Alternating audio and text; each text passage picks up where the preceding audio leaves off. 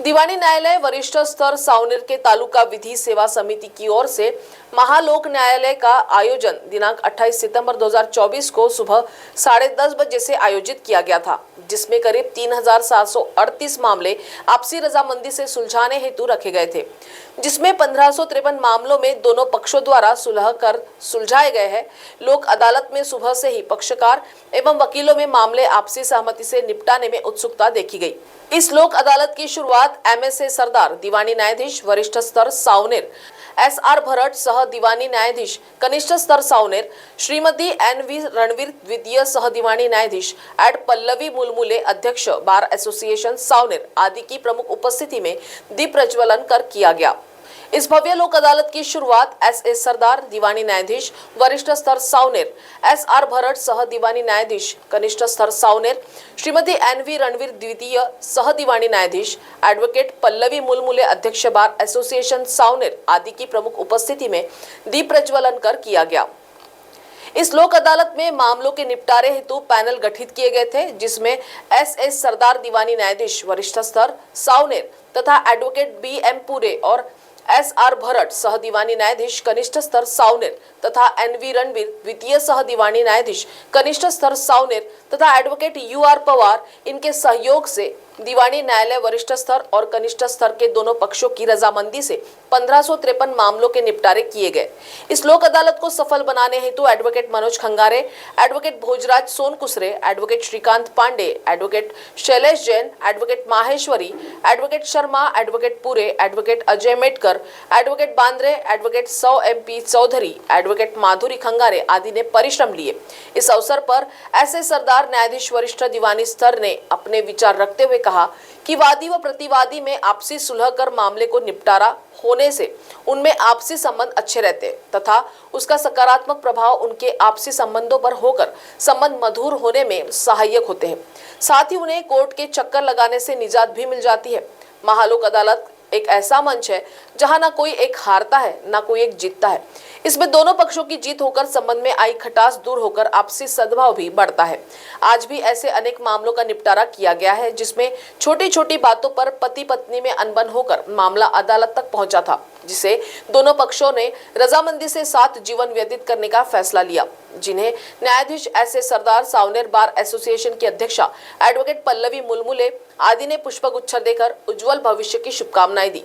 वहीं सह दीवानी न्यायाधीश एसआर भरत ने अपने विचार व्यक्त कर वादी प्रतिवादी ने न्यायालयों में प्रलंबित अपने न्याय प्रविष्टा मामले महालोक अदालत में रखे, उनका निपटारा किया ताकि समाज में आपसी भाईचारा बना रहे, ऐसा निवेदन किया। वहीं इस महालोक अदालत में बैंक, पथ संस्था, नगर पालिका के बकाया घर तथा पानी पट्टी टैक्स व कर्जदारों के बीच आपसी निपटारों में कुल 34,38,190 रुपए की रिकॉर्ड वसूली होकर मामलोक निपटारा हुआ। इस अवसर पर वरिष्ठ दीवानी न्यायालय के कनिष्ठ न्यायालय सावनेर के RD Chimote, SA Misal, AV Solanki, PK Zodape, Khan Zode, AC Jumde, PR Sonkusare, SG Amle, JD Chindhalore, Kapse आदि सह कर्मचारी अधिकारियों ने सहभाग लिया। ये जो सुविधा है तो सब पक्षकारों को और जिनके केसेस नहीं हुए हैं ऐसे लोगों ने मिलके अपना खुद का जस्टिस जो है उन्होंने करना, इसके लिए ये जो केसेस जो है अपन रखते हैं इसमें प्री लिटिगेशन है, जिसको मराठी में दाखल पूर्व दावे बनतात। वैसे जो कोर्ट में पेंडिंग केसेस जो है तो उसमें पक्षकार खुद होके आपस में बैठ के उनमें चर्चा हम कराते हैं और उस हिसाब से उनको जैसा पसंद आएगा उस हिसाब से वो अपना केस डिसाइड करते हैं। इस वजह से कोर्ट में ना तो कोई हारता है और ना जीतता है, और फ्यूचर में होने वाली जो दुश्मनी जो है वो दुश्मनी कम हो जाती है। सर, अभी एक जो कुछ कानून की धाराएं जो बदली हुई हैं, तो अपने पास में जो केसेस हैं वो पुरानी धाराओं के आधारित दर्ज हैं, और अभी जो नई धाराएं बनी हैं तो उसमें कुछ अड़चनें या तकलीफें नहीं। तो जो पुरानी धारा जो है तो पुरानी धारा के हिसाब से जो पहले जो यानी कि ऑफेंस होते वक्त, गुनाह करते वक्त जो धाराएं लगी थी उस हिसाब से ये सीआरपीसी के तहत ये चलेगा। अभी फिलहाल में नए केसेस तो आ रहे नहीं हैं, जो कुछ पुराने पेंडिंग केसेस जो है तो वो सीआरपीसी के तहत ही चल रहे हैं। आप वरिष्ठ स्तर के न्यायाधीश हैं, आप लोगों से क्या अपील करेंगे कि वह लोक अदालत का ज़्यादा से ज़्यादा फ़ायदा किस प्रकार से लें? मैं लोगों से ये अपील करूंगा कि उन्होंने आपस की जो मैटर जो है वो आप खुद डिसाइड करें और हमारे पास आइए।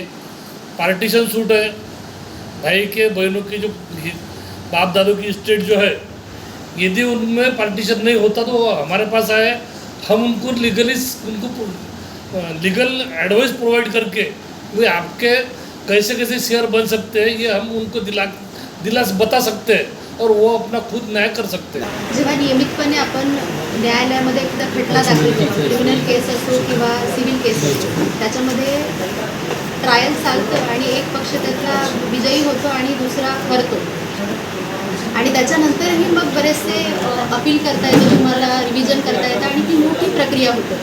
परंतु लोकन्यायालयाची संकल्पना फार मोठी आहे. लोकन्यायालयामध्ये जेव्हा एक पक्ष न्यायालयामध्ये येतो न्याय मागण्यासाठी आणि दुसऱ्या पक्षाला बोलवण्यात येतं, तेव्हा असा प्रयत्न करण्यात येतो की दोघांनाही विन विन सिच्युएशनवर आणून ठेवायचं, कुणालाही फार नुकसान किंवा फार फायदा न होता दोन्हीही पक्ष संतुष्ट होतील आणि त्या प्रकारे प्रकरणाचा निपटारा होईल, या गोष्टीचा विचार डोळ्यासमोर ठेवून ही संकल्पना उदयास आलेली आहे.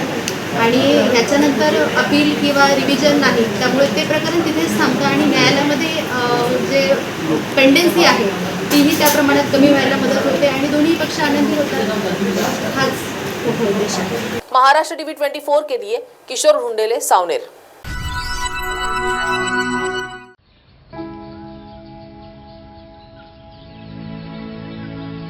तो ग हे कुठून आणलं?